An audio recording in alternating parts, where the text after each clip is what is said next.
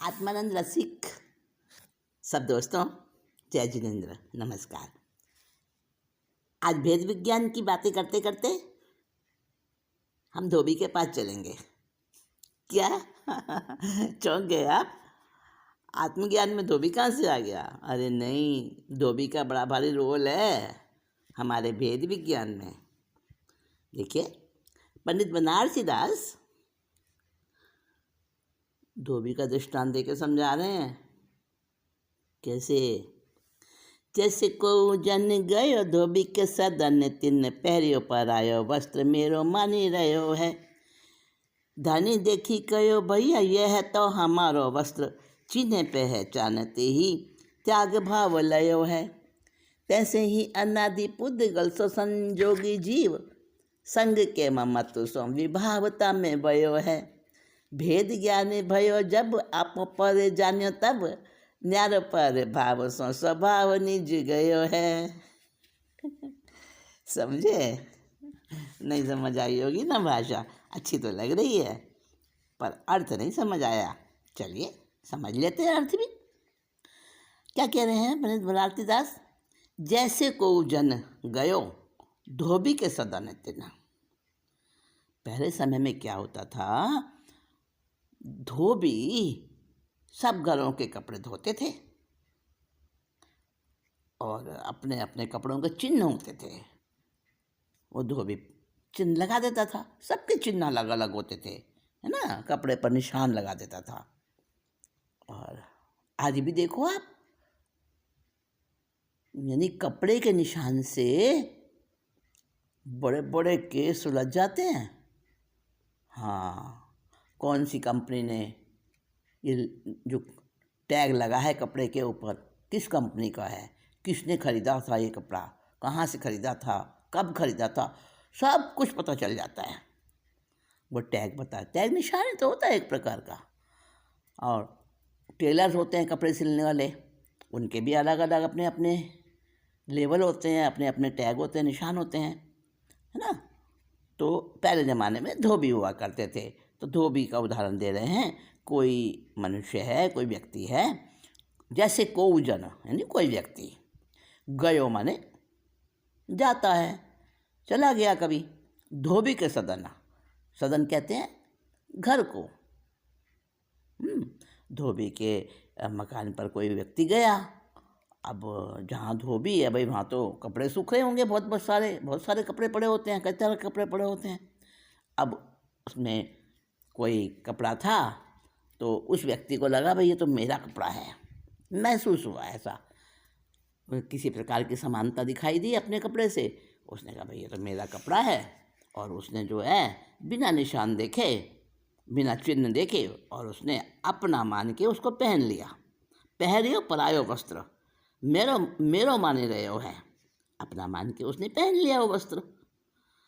अब वो वस्त्र पहना, जितने में दूसरा व्यक्ति आ गया, वो भी आया अपने कपड़े लेने धोबी के घर। अब जो उस वस्त्र का असली स्वामी था, धनी, धनी माने स्वामी, धनी देखी कयो भैया भैया यह तो हमारा वस्त्र। अब उसने पहचान लिया भाई इसने कपड़े पहन रखा है, जो ड्रेस पहन ली है इस दूसरे व्यक्ति ने, ये तो मेरी ड्रेस है, इसकी नहीं है। तो उसने कहा भाई ये तो मेरा कपड़ा है भाई, तेरा नहीं है। देखो भैया तुमने पहन तो लिया, पर ध्यान से देखो, निशान तो देखो जरा।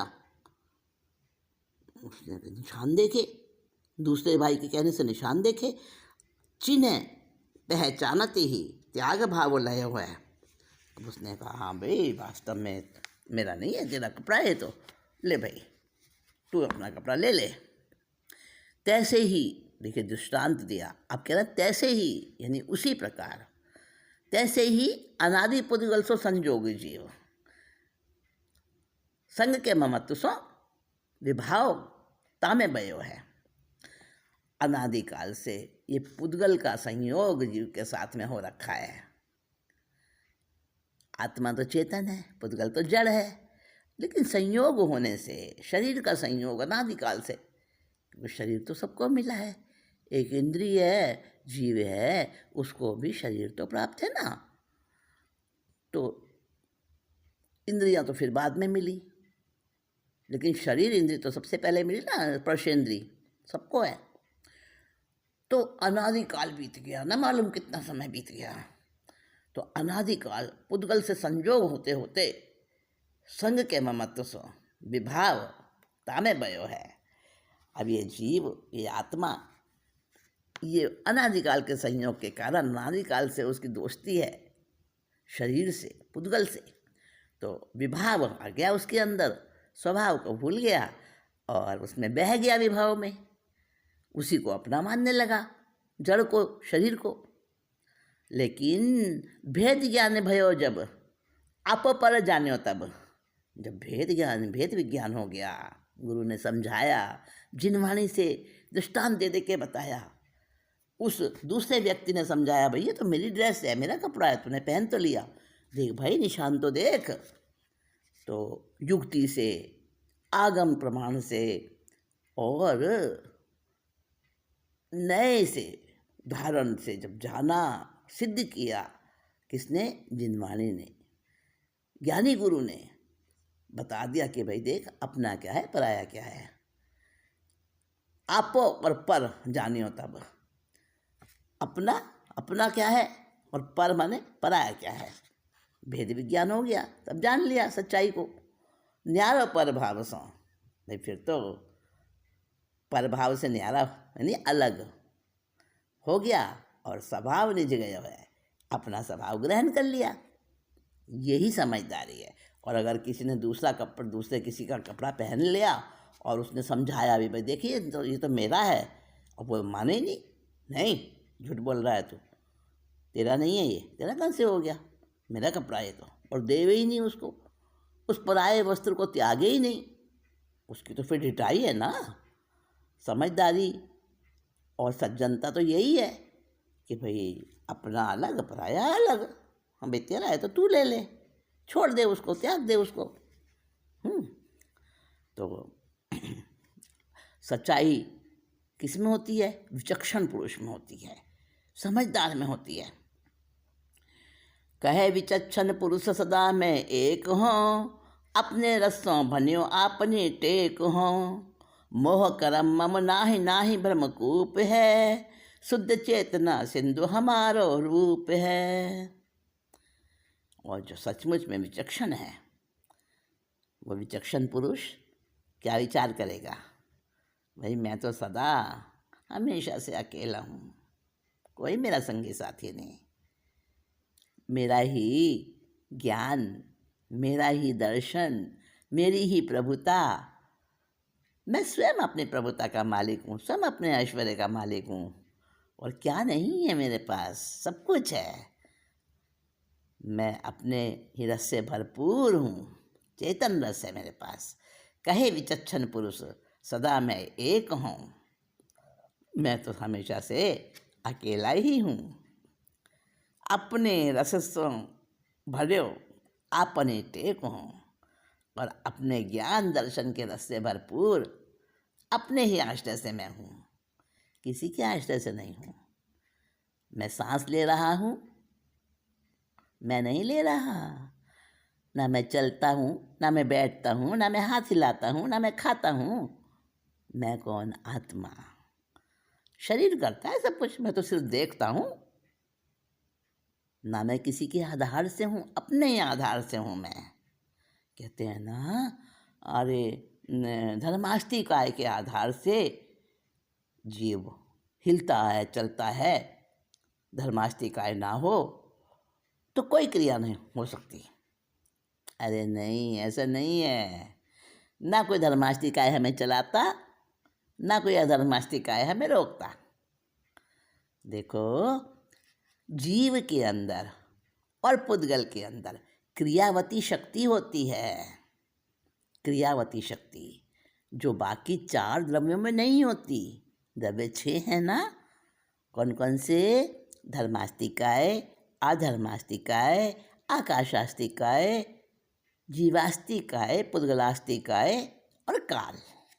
ये 6 द्रव्य हैं। तो 6 द्रव्यों में से इनसे ही संसार है सारा। 6 द्रव्यों का समूह ही लोक है। तो देखो, धर्मास्तिकाय के सहारे से हलन चलन होता है, अधर्मास्तिकाय के आश्रय से स्थिरता आती है। अधर्मास्ति नहीं होता तो हमारा मतलब अंग प्रत्यंग एक स्थान पर टिक नहीं सकता था। बैलून की तरह से हम घूमते फिरते सब जगह, ना हमारे दांत स्थिर होते। अधर्मास्तिकाय नहीं होता तो ना हमारी हड्डियां स्थिर होती, ना हमारी बिल्डिंग मकान कोई भी चीज़ स्थिर नहीं हो पाती। हम पृथ्वी पर स्थिर नहीं हो पाते भाई।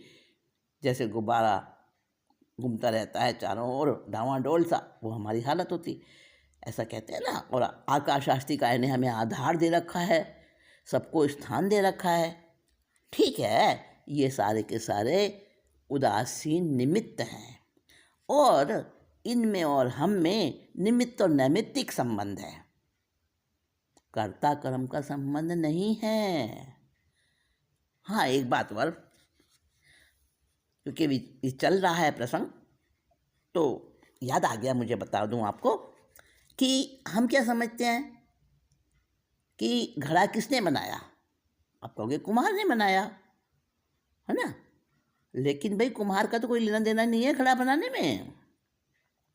ठीक है, मिट्टी ने बनाया घड़ा, कुम्हार ने नहीं बनाया। कर्ता कर्म संबंध हमेशा एक ही द्रव्य में होता है। नहीं भाई, हमने तो ऐसे नहीं पढ़ा।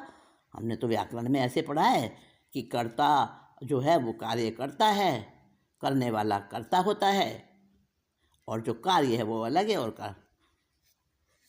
करने वाला अलग है। लेकिन ये व्यवहार भाषा है साथियों, सचमुच में अध्यात्म में, और आप मान जाओगे।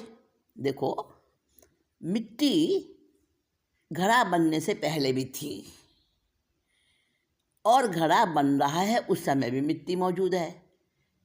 घड़ा बना है वो मिट्टी से ही बना है, वहाँ भी मिट्टी मौजूद है। और जब घड़ा फूट गया, घड़े का आकार लुप्त हो गया, व्यय हो गया, तब भी मिट्टी है। मिट्टी तो हमेशा है ना। तो मिट्टी ने घड़ा बनाया। कुम्हार तो जब मिट्टी पहले से थी, घड़ा बनने से पहले, तब भी जब कुम्हार का नहीं था, कुम्हार तो बीच में आया और उसने जो है ना अपनी कुशलता से, अपनी चतुराई से उसने मिट्टी उठाई और उसका घड़ा बना दिया, और फिर वो चला गया। मतलब कुम्हार पहले भी नहीं था, कुम्हार बाद में भी नहीं रहा। यानी कर्ता और कर्म दो अलग अलग चीज़ नहीं है। वही मिट्टी थी, वही घड़ा है, और घड़े में भी मिट्टी मौजूद है। तो मिट्टी का, घड़े का कर्ता कौन बना? घड़ा किसने बनाया? मिट्टी ने बनाया। सच्चाई ये है। व्यवहार में क्या कहते हैं? घड़ा कुम्हार ने बनाया। रोटी किसने बनाई? अरे भाई, रोटी तो मेरी बहन ने बनाई, मेरी पत्नी ने बनाई। हाँ, तो बहन या पत्नी ने रोटी बनाई, किसी व्यक्ति ने बनाई, किसी कुक ने बनाई, एक ही बात है। तो रोटी बनाने वाला अलग और रोटी अलग नहीं। ये कर्ता कर्म संबंध अलग अलग पदार्थों में नहीं होता। कर्ता कर्म संबंध एक ही पदार्थ में होता है, एक ही पदार्थ में होता है। और निमित्त नैमित्तिक संबंध वो अलग अलग पदार्थों में होता है। निमित्त कोई और है ना, और उपादान कोई और है। ठीक है ना। तो निमित्त नैमित्तिक संबंध है दूसरे पदार्थों से मेरा। इस शरीर से भी निमित्त नैमित्तिक संबंध है, कर्ता कर्म संबंध नहीं है। तो विचक्षण पुरुष कहता है, वो समझ जाता है, उसको ज्ञान हो जाता है और वो सच्चाई को जान जाता है कि मैं तो हमेशा से अकेला था।